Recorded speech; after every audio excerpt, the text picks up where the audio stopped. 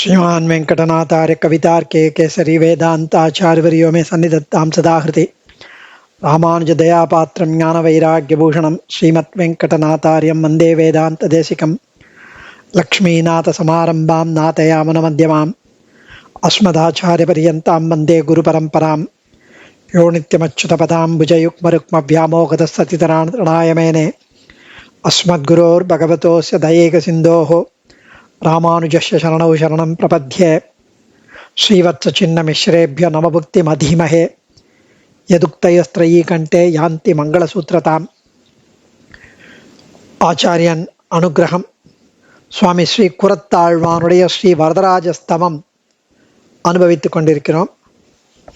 நடுவில் சில அசந்தர்ப்பங்கள்னால அதை விட்டு போச்சு. இன்னைக்கு வரதராஜஸ்தவத்தில் 11வது ஸ்லோகம் அனுபவிக்கலாம். கீழ் 10 ஸ்லோகங்களில் திருமலையின் பெருமையை அருளி செய்தார் சுவாமி. இனி எம்பெருமானை அனுபவிக்க திருவுள்ளப்பட்டு அந்த அஸ்திகிரி திருமலை அந்த மலையினுடைய அனுபவத்துக்கு பிறகு எம்பெருமானையினுடைய அனந்த கல்யாண குணங்களில் ஈடுபடப் போகிறார். அதுவும் ரொம்ப அழகா உலகில் ஒருவனை புகழ்வது, அவனை நல்லவன் என்று பாராட்டுவது, இதெல்லாம் அவனுடைய நற்குண பண்புகளுக்காக இருக்கும். ஆனால் பெருமாள் விஷயத்தில் இத்தகைய குணங்கள் அவனுக்கு நல்லது கொடுப்பதையும் மங்களத்துவம் கொடுப்பதையும் தருகின்றதா அப்படின்னா கிடையாது. அவன் ஸ்வதகா உயர்ந்தவன், ஸ்வதகா மங்களமானவன், தானாகவே நேச்சுரலி அவன் உயர்ந்தவன், naturally on is own Accord அவன் மங்களமானவன். அவனிடம் இருப்பதனாலேயே இந்த குணங்கள் பெருமை பெறுகின்றனவே ஒழிய இந்த குணங்கள் இருப்பதனாலே அவனுக்கு பெருமைன்னு ஒன்றும் கிடையாது. ஸோ குணாயத்தம் லோகே குணிஷு ஹிமதம் மங்களபதம் விபர்யஸ்தம் ஹஸ்தி க்ஷிதிதரபதே தத்வயி புனः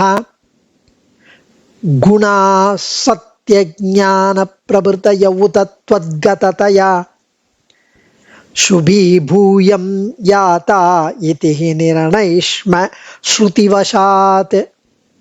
ஹஸ்திகிரீஸ்வர பரத்வ பெருமை, அதனால குணானுபவம். இதுவரை அஸ்திகிரீஸ்வர பரத்வ பெருமை ஆச்சு, இப்பொழுது குணானுபவம். அதாவது ஸ்ரீ தேவாதிராஜனே பரவஸ்து என்று முன் ஸ்லோகம் வரை அனுசந்தானம் பண்ணின ஆழ்வான் இங்கே பகவத் குணானுபவத்தை பண்ண தொடங்குகிறார். உலகில இயற்கை நியதி என்ன அப்படின்னா, ஒருத்தனிடம் உள்ள நல்ல குணங்கள், அல்லவையான கெட்ட குணங்கள் போன்றவற்றை கொண்டு அவன் நல்லவனோ அல்லவனோ இல்ல கெட்டவனோ என்று கூறுகிறார்கள். அஸ்திகிரிநாதன் விஷயத்தில் இந்த பிரகிருதி நியதிக்கு வேலை இல்லை. ஏன்னா அவனிடம் கெட்டவையே கிடையாது. அப்படியானால் இவனிடம் நல்ல குணங்கள் எல்லாம் நிரம்பி இருக்கின்றனவே. நியதிப்படி இவன் நல்லவன் என்று அதனால் சொல்லப்பட வேண்டும் என்று சொல்ல முற்பட்டால் அப்படி ஆகாதான். ஏன்னா கல்யாண குணங்கள் எல்லாம் அவனிடம் இருப்பதனாலே தான் அது கல்யாண குணங்கள்னே பேர். அதன் பெயரை பெறுவதற்காக அவனை அந்த குணங்கள் வந்தடைந்தன. அவன் ஸ்வதகா மங்களன், தானாகவே மங்களன், தானாகவே சிவன், மங்களகரமானவன். சிவம்னா மங்களகரமானவன், அகிலஹேய பிரத்யநீக கல்யாண குண சம்பன்னனவன்.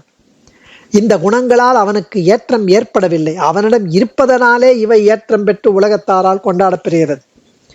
இப்படி ரொம்ப ஆச்சரியமா அனுபவிக்கிறார் சுவாமி. குணாயத்தம் லோகே குணிஷுகிமதம் மங்களபதம் விபர்யஸ்தம் ஹஸ்தி க்ஷிதிதரபதே தத் த்வயி புனः குணா சத்யஜான பிரபுதே உதஸ்தத்கததயா சுபீபூயம் யாதா இதி நிர்ணயிஷ்ம சுபிவசாத்.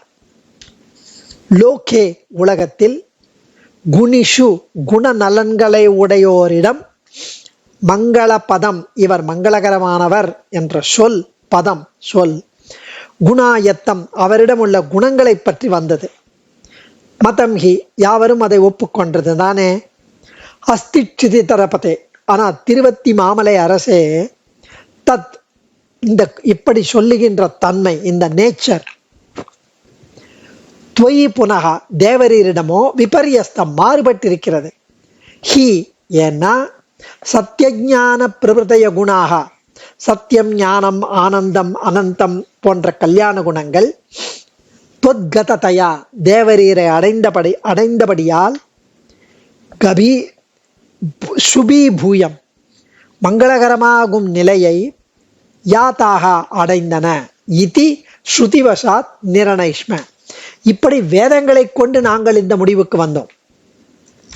நாங்களே சொல்லலை இதெல்லாம். இந்த குணங்கள் தேவரீரை அடைந்தபடியால் அவை கல்யாண குணங்களாக மங்களகரமான ஆயிற்று என்று வேதங்கள் கூறுவதை கொண்டு நாங்கள் புரிந்து கொண்டோம். உலகத்தில் ஒருவனை புகழ்வது அவனிடமுள்ள குணநலன்களை பற்றி, அவன் நல்லவன் என்பது அது பற்றிதான். எம்பெருமானிடம் இது முற்றிலும் மாறுபட்டிருக்கிறது என்கிறார் சுவாமி. அவாப்த சமஸ்த காமனவன், ஆதரிக்க வேண்டியது ஒன்றுமில்லாதபடியால் அவன் இப்படி உள்ளான் என்று பாஷ்யக்காரர் உரையிட்டார்.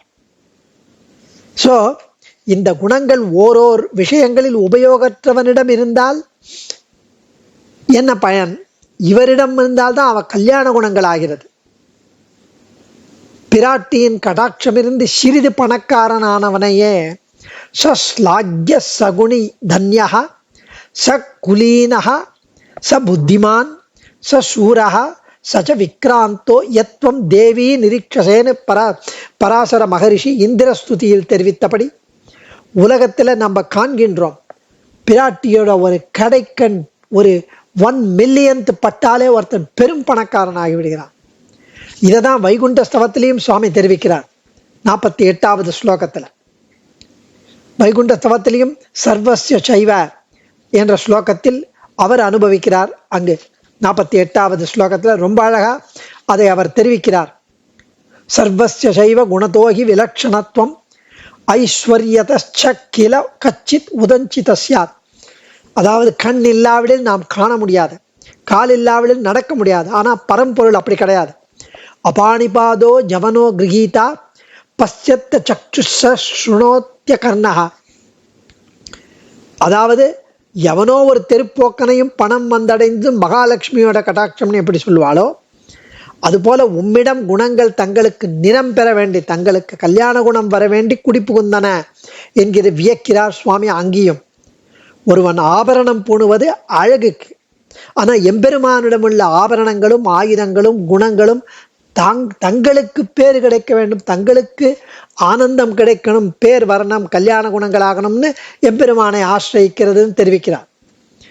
தெய்வநாயகனை மங்களாசாசனம் செய்யும் போது சுவாமி தேசிகனும் 14வது ஸ்லோகத்துல அதையே தான் சொல்றார். விடாய் தீர கங்கா ஸ்நானம் பண்ண பாபம் போமா போலே. சுவாமி அருளி செய்தபடி கங்கா ஸ்நானத்தால் எல்லாருக்கும் பாபம் தொலையும்.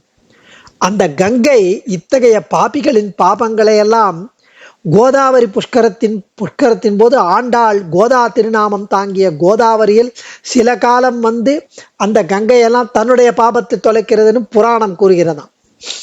அதான் கோதாஸ்துதியிலேயே சுவாமி 13வது ஸ்லோகத்தில் தெரிவிக்கிறார். யஸ்யாம் சமேத்ய சமயேஷு சிரம் நிவாசாத் பாகீரதி பிரபுதையோபி பவந்தி புண்ணியாக. ஒரு சில பாபிகளிடமிருந்து ஒரு சில குணத்திவலைகள் பகவத் சங்கல்பத்தால் இருந்து அதற்கு கழ்வாயாக எம்பெருமானிடம் இந்த குணம் நித்தியவாசம் பண்ணி மங்களமானபடியே இந்த ஸ்லோகத்தில் ஆழ்வான் திருவுள்ளப்பட்டார். ஸோ இந்த ஸ்லோகத்தில் ஆழ்வார் தெரிவிப்பது கல்யாண குணங்கள், அதுக்கு கல்யாணம் மங்களகரம் ஆனது பெருமாள் கிட்ட வந்ததனால் என்று தெரிவிக்கிறார். ரொம்ப அழகான விஷயங்கள், ரொம்ப அழகா வைகுண்ட ஸ்தவத்திலையும் அதையே தெரிவிக்கிறார்.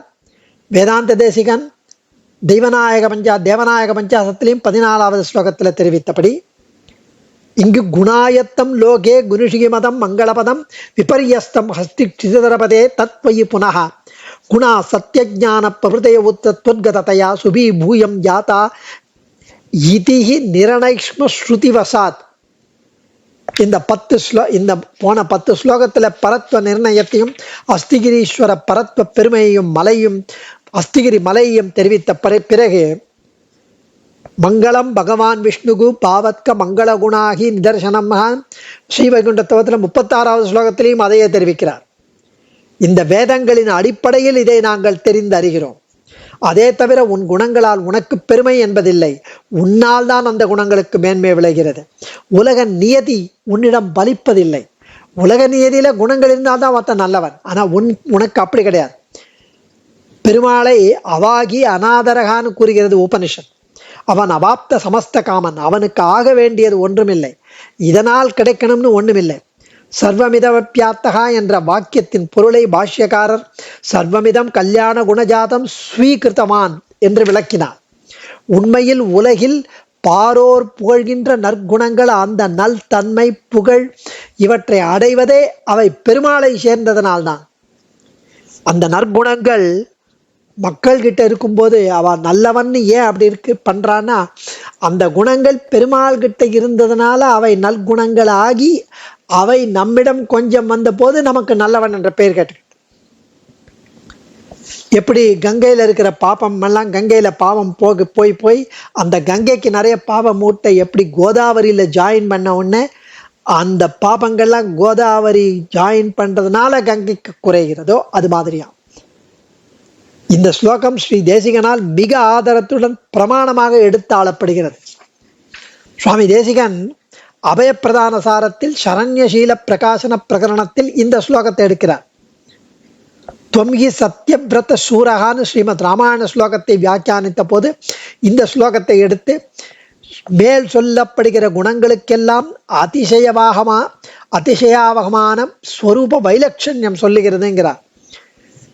ஸோ இந்த அர்த்தத்தை இந்த ஸ்லோகத்தில் சுவாமி பிரதான சதகத்திலும் இவனை குணாயத்தம் இத்தியாதிகளின்படியே தன் குணங்கள் முதலான மங்களங்களுக்கெல்லாம் மங்களத்வாவகான ஆகையாலே மங்களானாம்ச மங்களம் என்றும் இப்படி சர்வ பிரகாரத்தாலும் வரும் பிராதான்யங்கள் எல்லாத்தையும் நினைத்து லோக பிரதானன் இவன் என்று சொல்லுகிறதுன்னு தெரிவிக்கிறார் வேதாந்த தேசிகன் 15வது ஸ்லோகத்தில். அடியேன் ஆச்சாரியன் திருவடிகளே சரணம். கவிதார்க்கிக சிம்ஹாய கல்யாண குணசாலினே ஸ்ரீமதே வெங்கடேசாய வேதாந்த குரவே நமः.